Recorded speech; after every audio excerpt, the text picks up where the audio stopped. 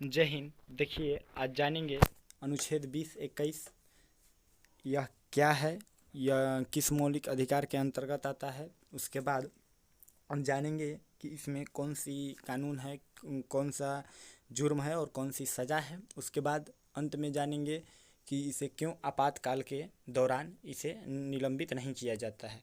तो सबसे पहले जानेंगे कि यह है क्या। तो पहली बात यह है, पहले ये है क्या। तो देखिए, अनुच्छेद 20 और 21 स्वतंत्रता के अधिकार के अंतर्गत आते हैं। तो ये स्वतंत्रता का अधिकार जो होता है वह मौलिक अधिकार होता है, और मौलिक अधिकार के अंतर्गत एक स्वतंत्रता का अधिकार आता है जो 19 से लेकर के 22 तक है। उसी में आता है हमारा 20 और 21। तो 20 और 21 क्या है भैया? तो स्वतंत्रता का अधिकार है। अब आते हैं कि अब इसको देखते हैं पर्सनली, अनुच्छेद 20 को। तो अनुच्छेद 20 कहता है अपराध के दोष सिद्ध, यानी कि आप कोई अपराध कर रहे हैं तो उसको ख़त्म करने के लिए क्या क्या प्रोसेस होते हैं। तो पहला है कि उसे उसी कानून के मुताबिक सज़ा दिया जाएगा, यानी कि जिस डेट में आप जो अपराध कर रहे हैं आपको उसी डेट के अनुसार और उसी जो कानून के अनुसार आपको सज़ा दी जाएगी। यदि मान लीजिए बाई चांस उस कानून का जो अपराध आप किए उसका कानून बदल कर रख दिया जाता है, तो आपको पिछले ही कानून के दायरे में रह कर के आपको सज़ा दी जाएगी। दूसरा ये है कि उसे अपने खिलाफ, यदि कोई व्यक्ति है वह अपराध करता है तो उसे अपने खिलाफ गवाही देने के लिए मजबूर नहीं किया जाएगा, इसलिए कि इसमें निर्दोष लोगों का भी जो शोषण हो सकता है। क्यों? क्योंकि मान लीजिए यदि कोई व्यक्ति है उसको बलपूर्वक, हम लोग फिल्म में देखते हैं, बलपूर्वक लोग उसका जुर्म कबूल करवा लेते हैं, तो वो जो जुर्म है उसको उस जुर्म को न्यायालय द्वारा मान्य नहीं किया जाएगा। और इसी के अंतर्गत आप लोग देखे होंगे कि पुलिस की गवाही, पुलिस के द्वारा दी गई गवाही या पुलिस के सामने दी गई गवाही मान्य नहीं किया जा सकता है, क्योंकि इसमें निर्दोष प्राणी का भी, जो निर्दोष लोगों का भी शोषण हो जाएगा।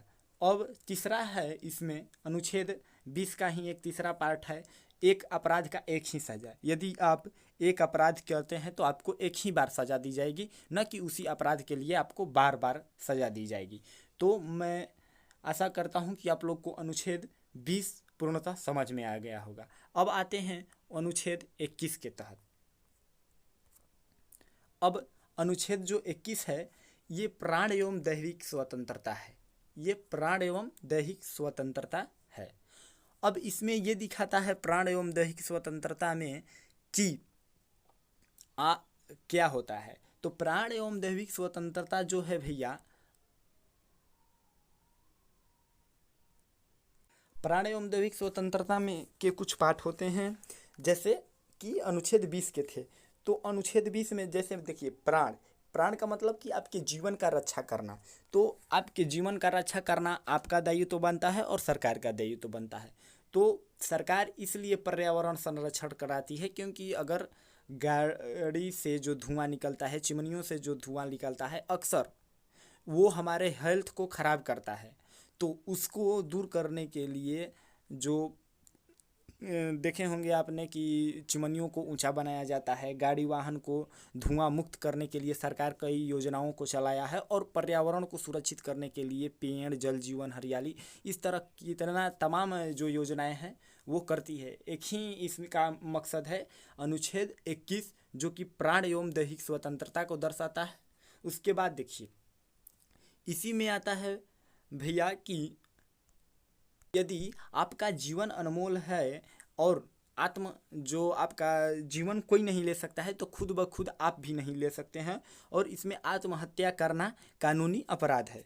और इसलिए, क्योंकि यदि मान लीजिए आप आत्महत्या करते हैं, मर गए तो कोई बात नहीं, लेकिन अगर जीवित हैं तो आप पे कानूनी प्रक्रिया होगी, इसलिए आत्महत्या करना प्राण एवं दैहिक स्वतंत्रता का विरोध है और उस स्वतंत्रता का उल्लंघन है, इसलिए आप कानून के पात्र हैं। और कानून के नहीं, जो आप अपराधी हैं इसके लिए आप सज़ा का भी पात्र हैं। उसके बाद देखिए, कह रहा है कि दैहिक स्वतंत्रता के अंतर्गत आता है भैया निजता का अधिकार, जो कि आप किसी भी लोगों का personal photo, personal audio, personal video या पर्सनल पासवर्ड किसी भी दूसरे के आगे नहीं शेयर कर सकते हैं। अगर यदि आप शेयर करेंगे तो इसमें भी आप कानून के मुजरिम करार दिए जाएंगे। उसके बाद आता है दैहिक स्वतंत्रता में एक 86वां संविधान संशोधन। इसमें ये 86वां संविधान संशोधन 2002 में किया गया था और इसके अंतर्गत 6 से 14 वर्ष के आयु के बच्चों को शिक्षा देना अनिवार्य किया गया था। तो मैं ऐसा करूँगा कि ये भी आपको समझ में आ गया होगा। अब लास्ट जो बचता है यह क्यों अपराध जो यह सारी जो चीज़ें हैं यानी कि प्राण एवं दैहिक स्वतंत्रता और अनुच्छेद 20 यानी कि वो है आपका अपराध के दोषशील, यानी कि इस दोनों को क्यों आपातकाल के दौरान निलंबित नहीं किया जा सकता है।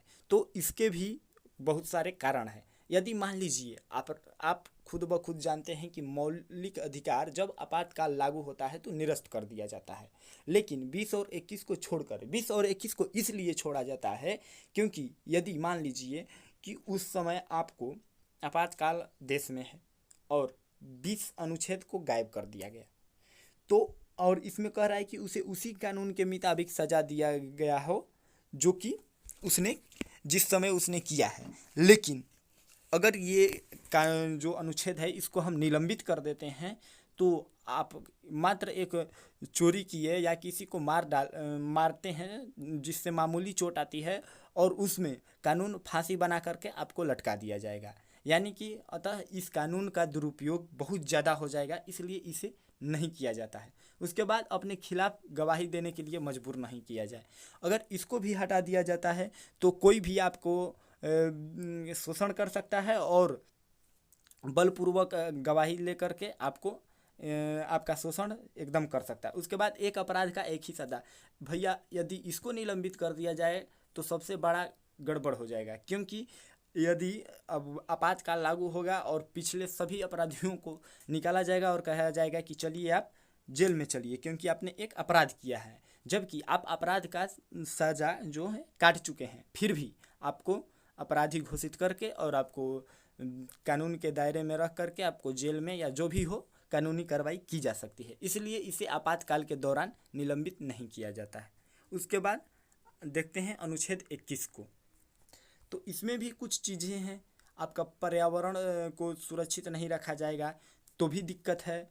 उसके बाद आत्महत्या करार आप लोग जो आत्महत्या है दूसरे लोग कर देंगे या अपने से ही, तो इसमें बहुत सारे चीज़ें हैं जो कि यदि इस दोनों को निलंबित कर दिया जाए तो इस कानूनी प्रक्रिया का बहुत ही ज़्यादा दुरुपयोग हो जाएगा। इसलिए इसे